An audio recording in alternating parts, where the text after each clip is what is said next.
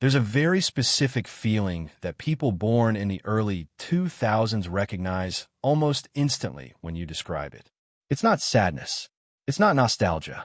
It's something harder to name, a sense of having grown up inside something so large and so constant that you can't quite see where it ends and where you begin.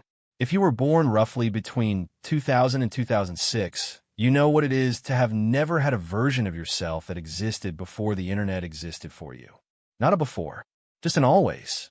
And here's what nobody says clearly enough. That always was not neutral. You didn't grow up with the internet the way older siblings or parents did, as something that arrived, something that changed things, something they could compare to what came before. You grew up inside it, during the years when your brain was building the architecture it would use for the rest of your life.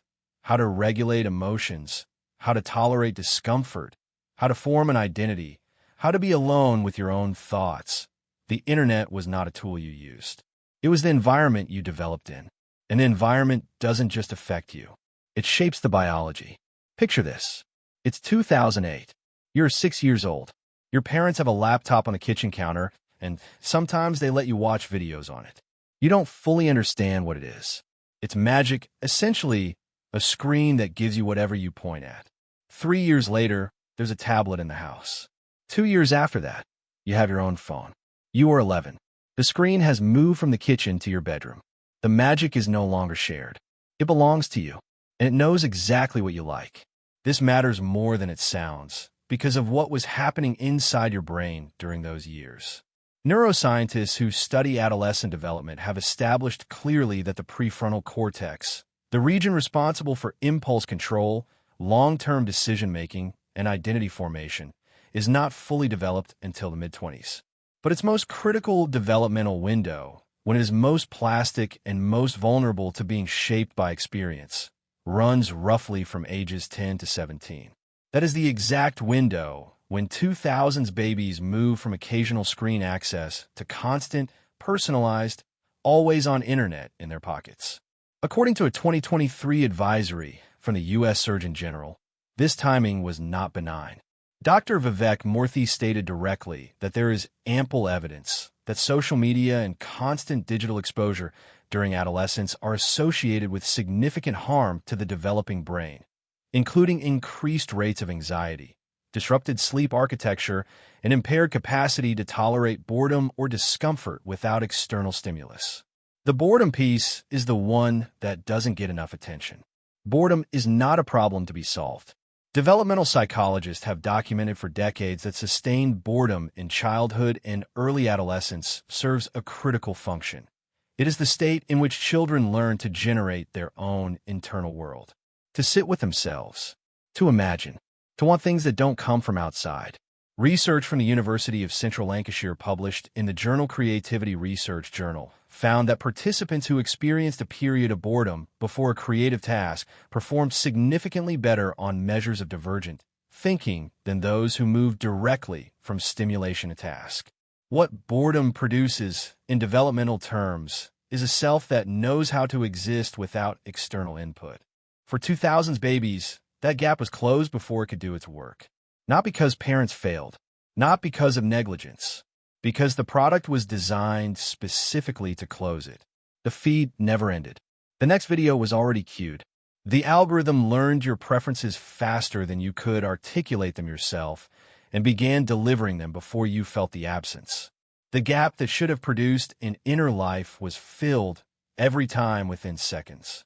Jonathan Haidt, social psychologist at NYU Stern School of Business, published research in 2024 documenting what he termed the Great Rewiring of Childhood, the period between 2010 and 2015 when smartphone adoption among adolescents surged and mental health indicators for this cohort began a decline that was, in his words, unprecedented in the history of survey data. The cohort that fell sharpest and fastest in measures of well-being was not teenagers in general. It was the youngest cohort, those who reached early adolescence during the rewiring itself, the 2000s babies. Among the patterns Haidt's research identified, a dramatic rise in what psychologists call identity foreclosure, the premature adoption of a fixed sense of self before the natural process of identity exploration is complete. Under normal developmental conditions, adolescents move through a period of experimenting with different roles, values, and social presentations before stabilizing into an adult identity. But when the environment delivers immediate social feedback, likes, comments, follower counts, algorithmic amplification, on whatever identity a young person presents, the incentive shifts. You stop exploring. You optimize. You find the version of yourself that performs, and you lock it in, because the cost of experimenting with a different self and having it fail publicly is too high, too fast, too visible. This is where the psychological mechanism gets specific. A generation that formed its identity through performance metrics rather than private exploration grows up with a particular kind of internal silence. Not the comfortable silence of someone who knows who they are when no one is watching. A different silence. The silence of someone who genuinely isn't sure what they want when there are no metrics on wanting it. The silence of someone who has spent years being told by external feedback what version of themselves is worth showing, and never developed a strong enough internal signal to override that feedback when it's wrong. Research on adolescent social media use and identity development published in the Journal of Youth and Adolescence found that teenagers who use social media most heavily reported the highest levels of what researchers called self-concept clarity deficits, a technical term for not knowing who you are. Not confusion caused by drugs, trauma, or circumstance.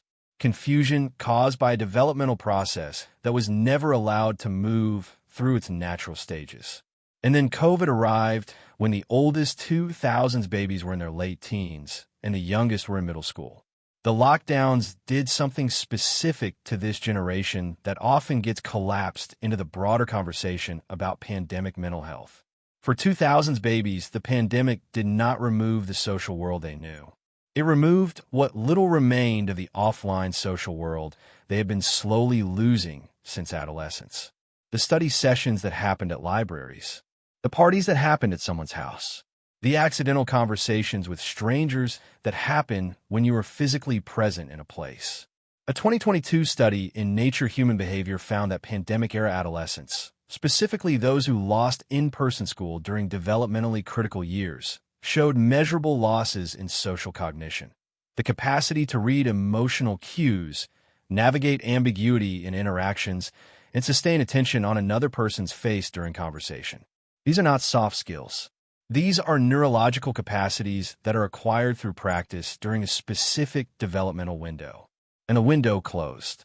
What you end up with, and this is what researchers are beginning to name as the defining psychological signature of this cohort, is a generation that is fluent in digital communication and often profoundly uncomfortable with its analog equivalent.